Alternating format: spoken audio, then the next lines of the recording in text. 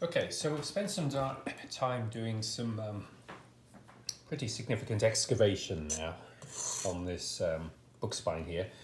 I was able to remove the label. Honestly, jury's out on whether I'm going to use it again. I do want to experiment with doing some stamping of leather and potentially using some powdered gold that comes in a Nitsugi kit, the sort of kit that's used to mend porcelain bowls as a sort of a Far Eastern tradition. So that's probably what we'll do in terms of labeling later on. But basically, this is what we're left with. It's sort of the cardboard layers peeled off, sort of one after the other, and the leather, as you can see, just really just disintegrates. Until we get down to this sort of nice sort of layer here. And just out of curiosity, I just went a little bit further and peeled this back, and you can see this sort of shiny surface there, sort of glinting, hopefully in the sun. This is actually a very well set clear glue that's not dissimilar to the glue that the Elmer's glue that I use for my restoration. And this, I think, is the secret to the strength of the text block. You can see sort of faintly the lines of the quires sort of coming through this cardboard here. It's all been set very, very tightly with glue, and this layer of cardboard basically represents as far as the glue basically soaked upward into the cardboard. So this is actually very robust. So I think what we have here is a layer onto which we can actually work. And my approach is going to be to, as I mentioned before, drill holes to allow for the attachment of twine. The question comes, well, how will we then attach that to the text block itself? Well, as you probably seen in other restorations I've done, I like to put a piece of fabric here. But what we're going to do is interweave the twine into the fabric and just glue it all down. So basically, the glue will come through the fabric, encompass the twine, and go into this cardboard, and in effect meet up with the original bookbinder's glue that's almost coming through from the other side. And that's going to make for a very strong foundation for the twine itself, which will therefore lead to a very good attachment of the boards. So that's going to be the approach here. And then we come to the question of, well, what kind of leather do we want to actually put on this book here? So there are lots of ways that we can go here. And so looking at all of the various bits and pieces of leather is probably worth just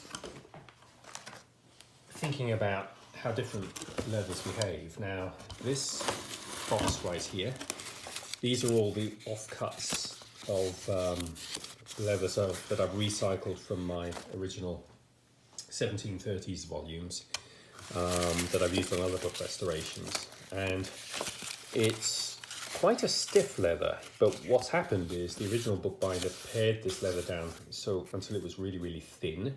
So the result is actually reasonably flexible. But what this leather does is, because it has an inherent stiffness to it, it actually holds a form. So if you wet it and then sort of mold it around something, it would actually keep that shape, which is how my own book restorations, I have, been very careful to sort of clasp the leather into, place using a sort of a press of sorts. And the result is just a leather that's really nice and stiff and sort of robust. So now I don't have any pieces of leather from those volumes that are large enough for this book, so unfortunately that's not an option. So we're going to have to look at something else. Now, this is modern stiff leather right here. It's potentially, just move over here to try and reduce the sun glare a little bit. This is potentially an option, but it's also really quite thick. But that is one way we could go. But I actually looked through all of this, and most of the leather really isn't suitable. I mean, it's you'd use it for furniture or clothing. I'm not sure it's the sort of leather I'd want to use on a book necessarily. But then I came across this piece. This guy just is beautiful. And it's large enough, large enough to actually allow for a big piece to be cut out and used to reback this book. The drawback with it is, as you can see, it's really quite hairy on this side, but more of it, it's also very, very soft. And the problem with using a soft piece of leather, the way I've been restoring other books, is they won't take a fall like this. So the result's just going to be very sort of loose unless it's anchored down onto a firm foundation. So if we're going to use this for this book, what does that mean? Well, we could, I suppose, glue this directly onto here. That sort of just goes against how I've done book restoring to date. I mean, I guess it is an option.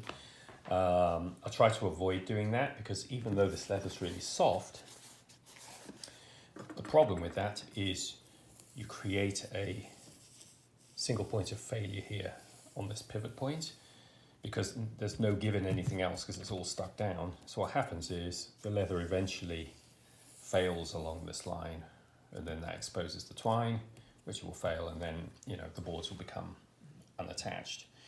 So the other option is to build a new foundation on here on which we can stick the leather.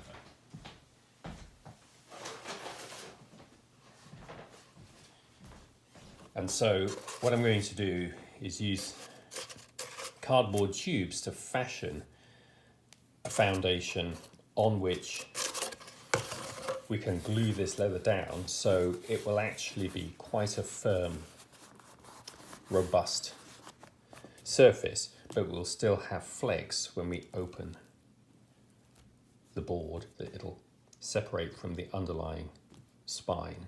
And it'll also, reflect a little bit the underlying structure that we're going to create by creating the raised bands that will obviously be attaching the boards. So that's kind of the approach, and the next step is going to be we'll need to actually detach this and then drill holes ready for receiving the raised bands.